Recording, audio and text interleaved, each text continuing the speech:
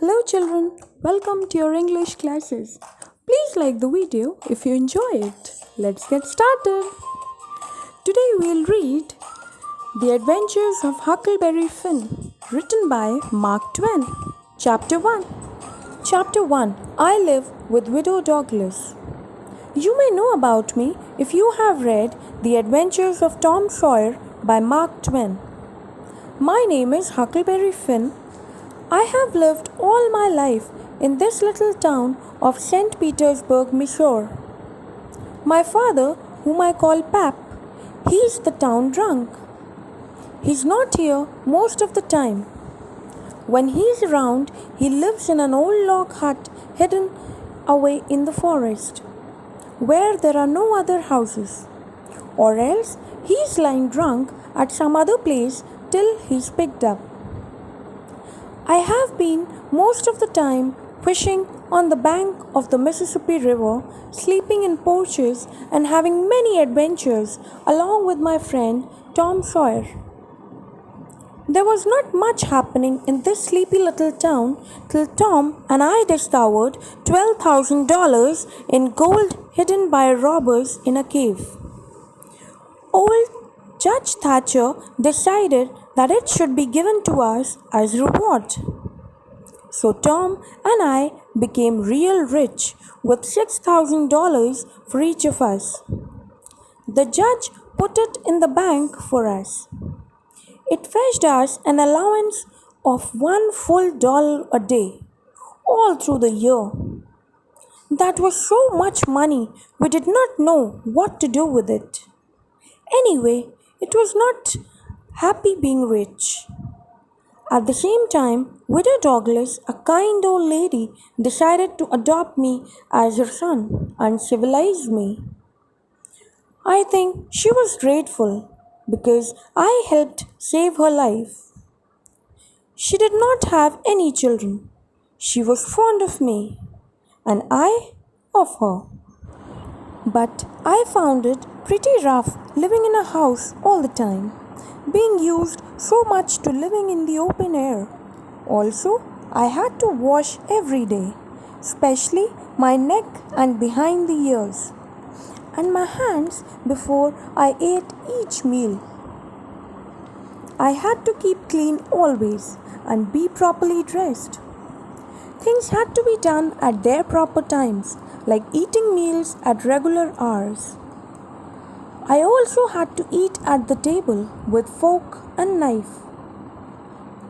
The widow's sister, Miss Watson, who was a teacher, came to live with her. She decided to teach me to read and write. I did not like this at all, nor could I ever sit still as she wanted me to. The widow said she would send me to school when it reopened. She even took me to church. So when I could not stand it anymore, I got into my old rags and ran away. I would have remained free and happy like this. But my friend Tom Sawyer hunted me out. He said he was starting a club, and if I wanted to belong to it, I must go back to the widow's and be respectable again. So I went back. The widow cried over me, calling me a poor lost lamb. She put me in new clothes again, which once more made me all uncomfortable, cramped and sweaty. The old routine began again. I had to eat at regular hours, in the proper way, be polite, and speak decent language. Miss Watson worked me so hard at the reading and spelling that the widow had a plea for me. After making me sit at my lessons every evening, she would send me to bed with a piece of candle for light.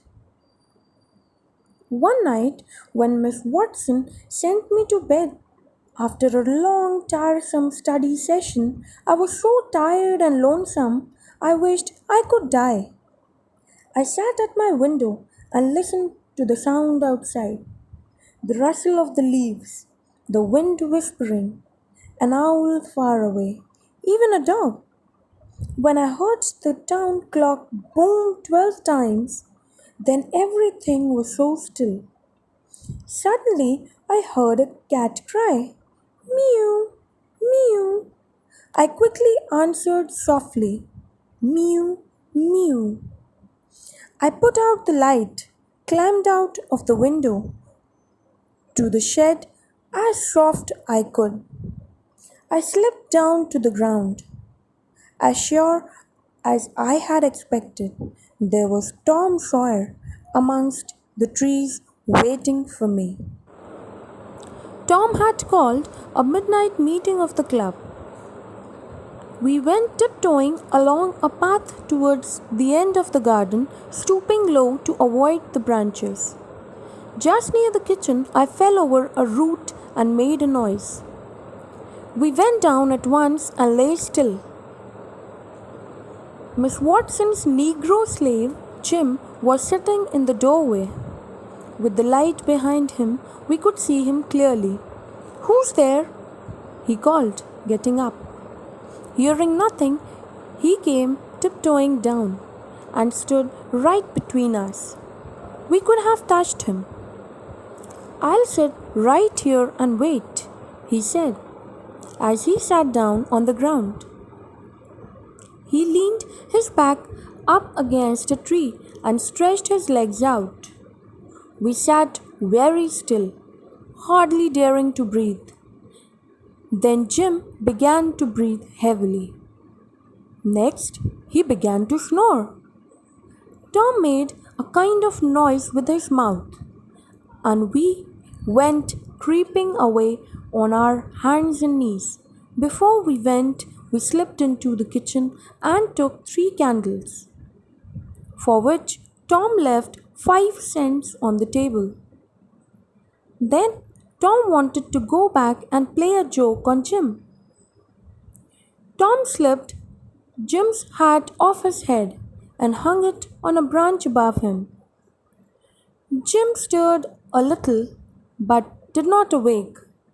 Afterwards, the superstitious Negro, who had a great fear of devils and witches, told everyone how the witches put a spell on him. And every time he told the story, he added more frills to it. The other Negroes listened open mouthed to his tale, believing every word of it, and thinking so highly of Jim for having known the devil. The 5-cent piece Jim put on a string and always wore around his neck for luck, saying the devil gave it. The club members met by a clump of bushes not far from the widow's house, Ben Rogers, Tommy Barnes, and Joe Harper. We talked for some time and then took an oath of loyalty. Tom was made captain, and Joe Harper was second captain. Then we went back home. I climbed up the shed and crept into my window. My clothes were full of mud and grease, and I was dog tired.